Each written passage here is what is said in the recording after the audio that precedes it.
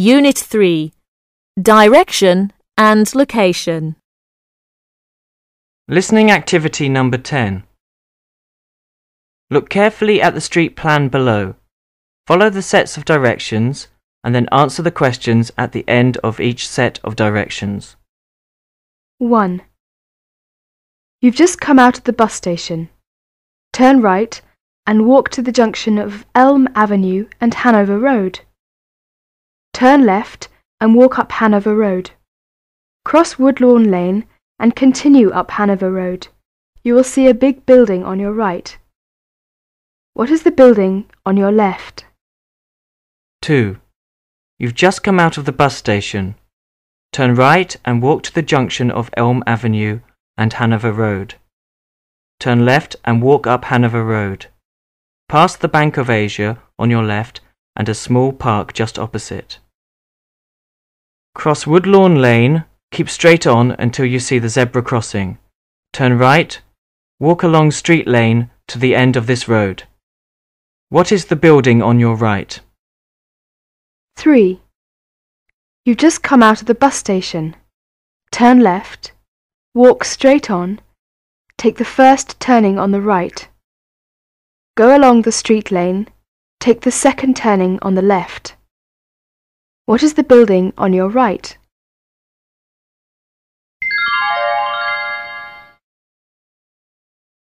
Listening activity number 11. Now look at the map of Mapletown. Find the station at the bottom left-hand corner first. We will start here. 1. Mr. Smith has just come out of the station and is asking the driver the way. Excuse me, could you tell me where the bookshop is? When you leave the station, turn left, then cross Station Road at the junction and walk up North Street. Take the first turning on the right, and the bookshop is the first building on the right. Thank you. 2. Miss Acton has just come out of the station and is asking the driver where a coffee bar is. Excuse me, could you tell me where the coffee bar is? Go straight along Station Road, past the zebra crossing until you reach a crossroads with Market Street. The coffee bar is facing you on the right corner. Thank you very much. 3. Miss Abby has just come out of the station and wants to do some shopping. Excuse me, can you tell me where the nearest chemist is? A chemist's? Oh yes, there's one on West Street. When you leave the station, turn left and go along North Street until you get to some traffic lights. Take the right turning there and walk straight on until just before a left-hand turning called South Street. The chemist is on the left, on the corner of these two streets. Thank you very much. 4. Mr. Robert Smith wants to find a hotel. Excuse me, could you tell me where I can find a hotel? A hotel? Yes, there is one on the corner of West Street and Market Street, next to the bookshop. The corner of West Street and Market Street, next to the bookshop, is that right? Yes, that's right. Thank you very much. Goodbye. Goodbye and have a nice day. 5. Mary and Jack want to visit the art museum. They don't know where it is. Excuse me, could you tell us where the art museum is? Yes, it's on Market Street, opposite the hotel. Thank you very much. That's okay.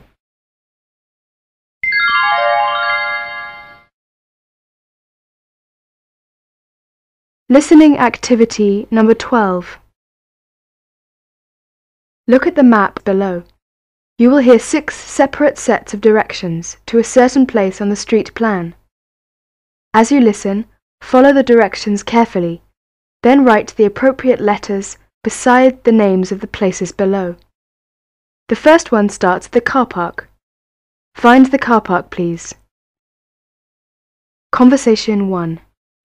Excuse me, could you tell me how to get to the post office from here? The post office? Let me think for a minute. The post office, yes. It's on Victoria Road. Go straight along High Street until you get to the park. Turn right at this junction into Church Road, and then take the second turning on your left. That's Victoria Road. The post office is in the middle of the block on your left, opposite the church. Conversation 2. Excuse me, I'm trying to find the bank. Do you know where it is? The bank? Let me see now. We are on Lake Street, so you go down this road until you come to Victoria Road. Turn left and the bank is on your right. It takes up the whole block between Lake Street and Church Road. You can't miss it. Conversation 3. Excuse me, please. Could you tell me how to get to the Windsor Hotel? Yes, I think it's on Oxford Road. When you come out of the church, turn left and walk to the junction with Church Road, where you turn right. Go up Church Road, past the coffee shop on your left, and the Windsor Hotel is on your right, just past the coffee shop. Conversation 4. Excuse me, I'm trying to find a Chinese restaurant. Do you know where it is? A Chinese restaurant?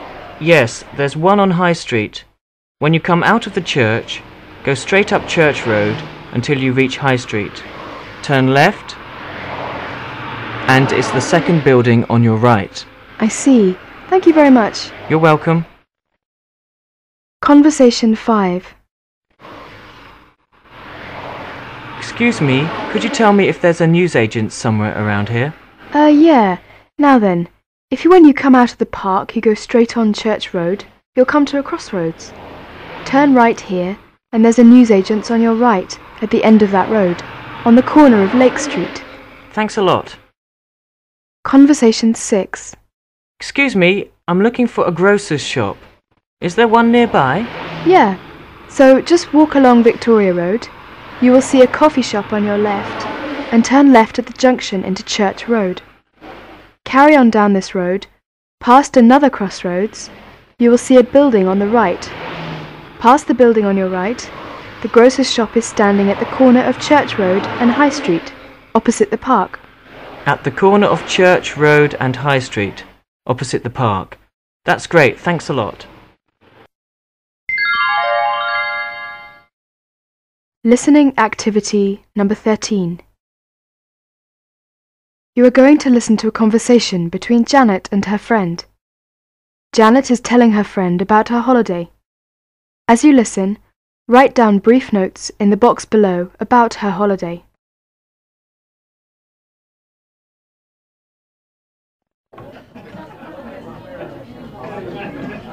Hello, Janet. I'm glad to see you back.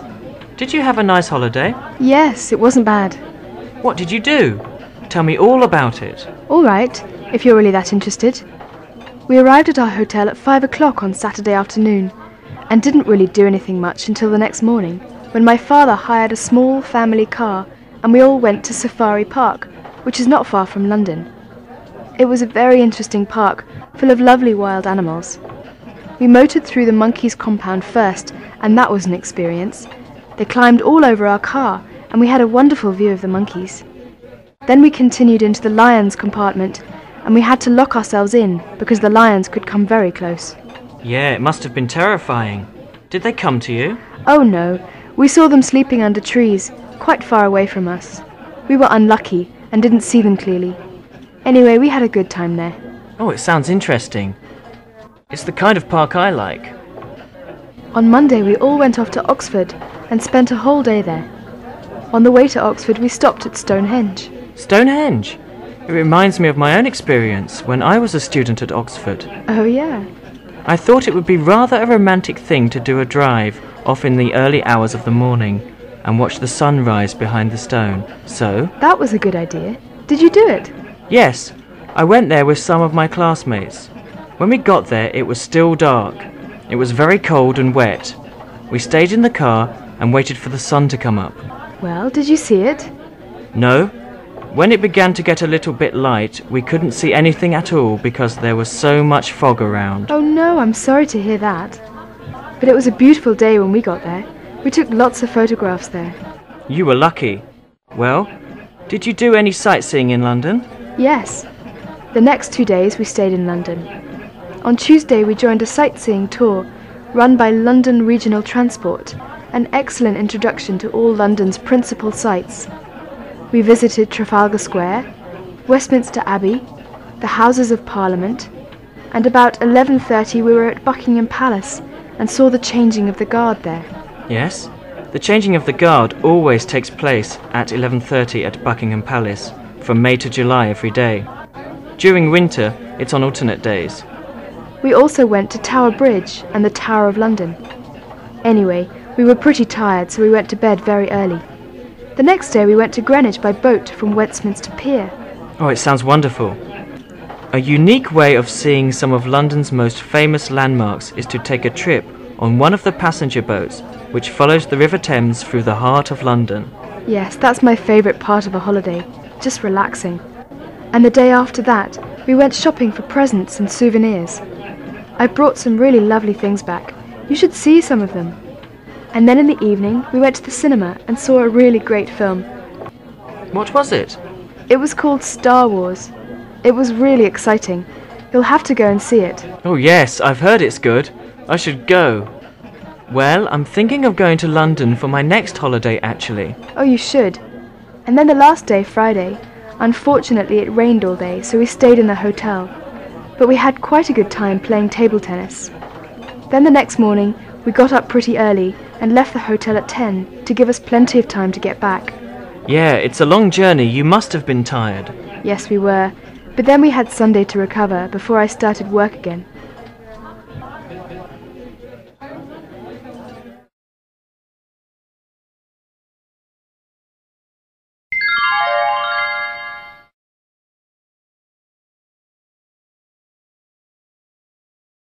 Listening activity number 14.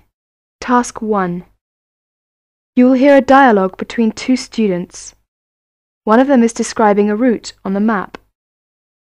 If the person went inside any of the places named on this map, mark that place with a cross. Hello, Mary. Did you go to the university for registration yesterday? Yes, that day was a bit hectic. I was really tired. Why? What happened? Oh, I went to the West Building to register first. Then on the way to the library to apply for my library card, I had to go to the South Building to see my tutor there. After the library, I had to go to the Student Union's office to book a ticket for the Oxford trip next week. Yes, you did a lot of things. Yes, but that wasn't the end of it. I was pretty tired after all that. Anyway, I went to the bar for lunch and I met Kathy there. Kathy? Is that the girl you were talking about before? Yes, she's my old schoolmate. She studies computing at my university. She now lives in the YMCA very close to the bar. She wanted to show me the computer centre, but it was closed. So she took me to the shopping centre in Ealing Broadway instead. We came back at 6 p.m. No wonder you were looking so tired.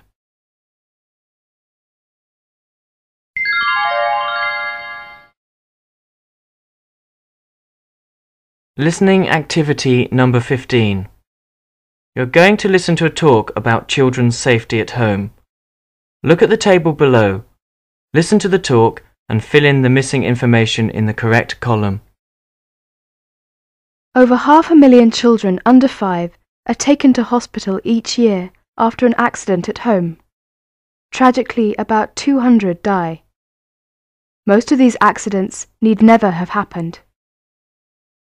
Think how your adult-size home looks through a young child's eyes. Think how quickly your child is growing and changing. Out of reach may be much higher than it was not long ago. So think ahead.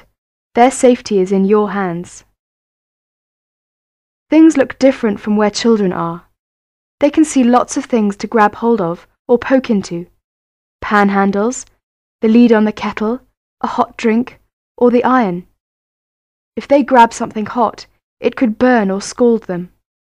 Even a cupful is dangerous. When they're moving around, they don't always look ahead. They don't see.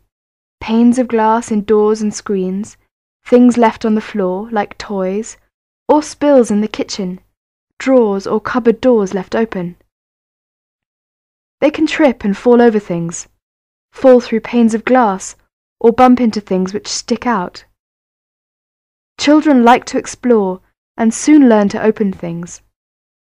They can find lots of things you thought were hidden away, like in a kitchen cupboard or under the stairs.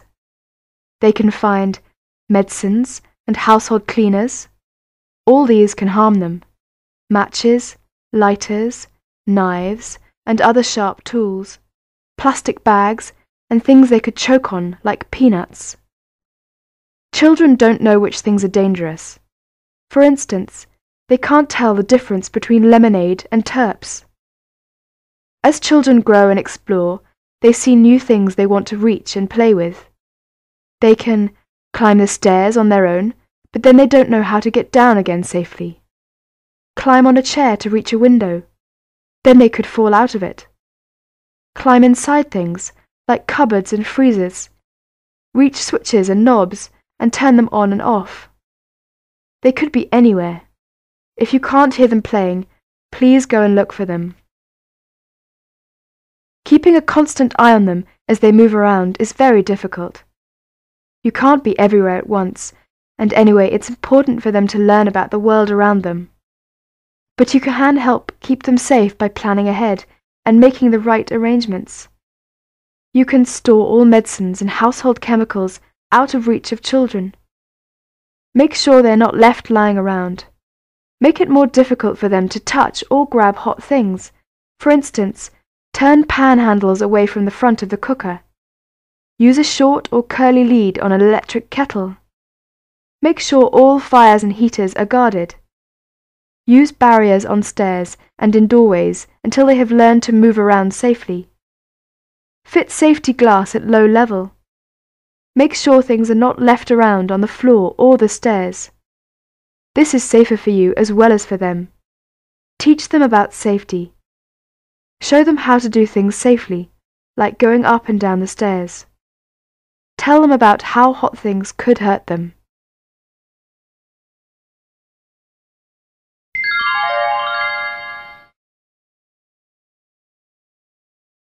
Listening activity number 16. Look at the picture on the sheet in front of you. This is Kevin's bed-sitting room. He is describing his room to his friend. As you listen, draw in the furniture in the right places in the picture, using a square or a circle to mark in the furniture as described. Just a quick sketch will do. Well, my room is L-shaped. There's a round dining table and 4 chairs opposite the kitchen door, so I can look out onto the garden when I eat. My record player is in the corner, between the kitchen door and the small window. There are bookcases on both sides of the fireplace, and a rectangular coffee table in front of the fire. My bed is against the long wall, under the large window. I use it as a sofa during the day, so there are some big striped cushions on it. Opposite the bed, against the kitchen wall, there's a desk, and between the bed and the desk there's a large armchair. I like sitting and reading in front of the fire with my feet up on the coffee table. In the empty space in front of the door, there's an oval carpet on the floor, and the piano's against the wall between the door and my bed.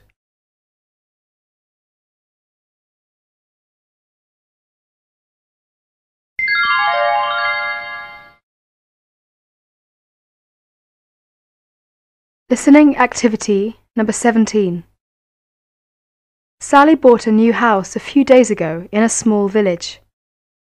She is phoning her friend Richard and inviting him for dinner at the weekend. Sally is giving directions to get to her house. Look at the map. As you listen, take notes and mark Sally's house with a cross.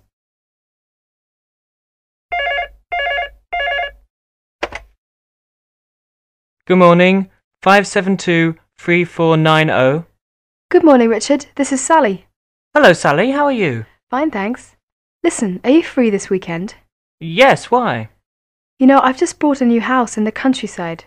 Oh, have you? Congratulations. Thank you. I would like to invite you to have dinner with my family this weekend. That's very kind of you. I'd love to. You'd better tell me how to get there. Where is your new house? In Greenwich. How will you be coming? By car, of course. All right, so you'll be coming from Andover. You need to take the road to Grand Town. Take the road. Yeah, hang on a minute. From Grand Town. 'Cause I'm writing this down, 'cause Grand Town, that's That's GRANDTOWN. That's right. Now, you'll approach the village from the north. Coming from the north, uh-huh. The house is about 2 miles outside the village, by the way. House is uh-huh. So now you get... You come into the centre of the village, and you'll arrive at the main square. Come into the centre. On the far side. Yeah, I can't get lost there, can I? No, you can't miss it. Far side of the square you'll see the town hall, Le Mairie. Far side. Hang on, far side, see town hall. Right. Yeah. Now, you need to go past the town hall, leaving it on your left. Past, leave it on my left, yeah. And cross the bridge over the river. Bridge over river, okay. Now, when you get across the bridge, there's a junction, but there aren't any signposts. Oh, that's helpful. Well, you know how it is.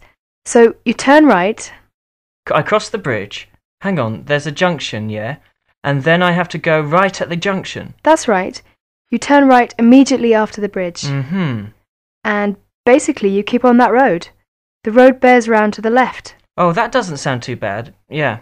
First of all, about after half a mile, there's a chateau on your right. Is that your place? Afraid not. Couldn't afford it. Chateau on the right, yeah? And there's a road going off opposite that, but ignore that road. Keep straight on. You keep straight on right. Yeah. Past the chateau. Keep straight on, yes. The next thing you come to is a farm at a place called Villac. Farm, and then Villac. That's VILL... AC. AC? That's it. Aha. And just after that, the valley narrows and the road becomes much closer to the river. Yes. So you run along the river. Aha. For a few hundred meters really. The house is in the next group of buildings. Ah. You've got a mill opposite the house. Oh, it sounds beautiful. Well, it's got... I think you'll like it when you get there. So hang on a minute. The mill is opposite. Yeah, you've got the river on your right. Yeah. You come to the mill, which is on your right, and three houses on the left opposite the mill, and the house is the middle one. House is the middle one, okay. Right. So do you think you'll find it? Well, with my sense of direction, I'm not sure. But, no, I think I've got everything down. Fine. I'm sure you will. Dinner will start at 6. Do I need to bring something? No, just bring yourself. Okay, I'll be there by 6. Goodbye.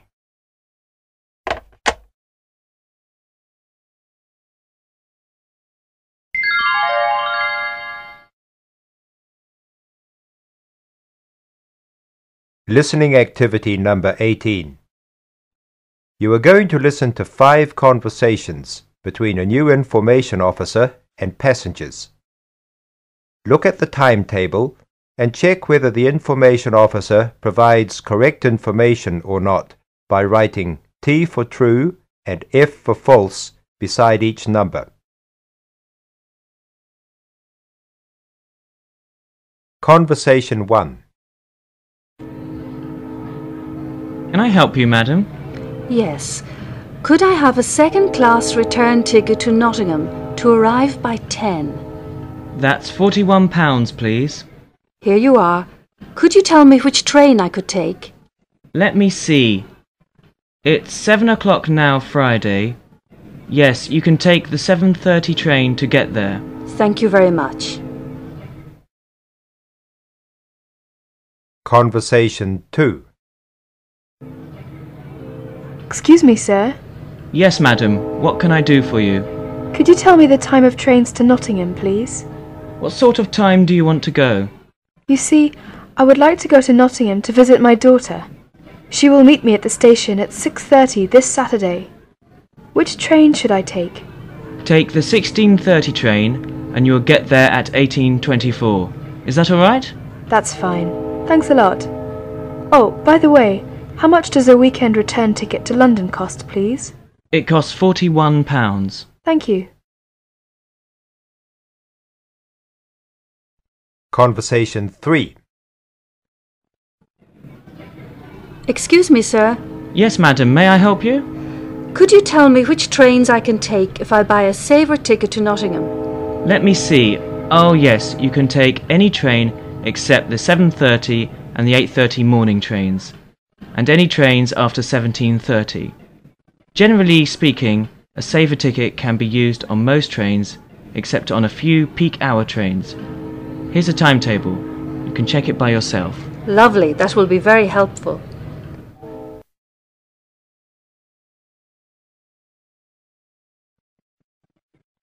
Conversation 4. May I help you, young lady? Yes, I have to get to Nottingham by 10:30 this Saturday morning. Could you tell me which train I should take to get there on time? The 8:30 train will do. I see. Could you tell me which platform the train leaves from? Platform 4. Thank you. Conversation 5. Can I help you, madam? Yes, I would like to get to Nottingham on Friday by 7 o'clock. Which train should I take? The 17:05 train. How much for a return saver ticket to Nottingham? £20, but I'm afraid you can't use a saver ticket on that train. Can't I? How much is standard fare? £41, please.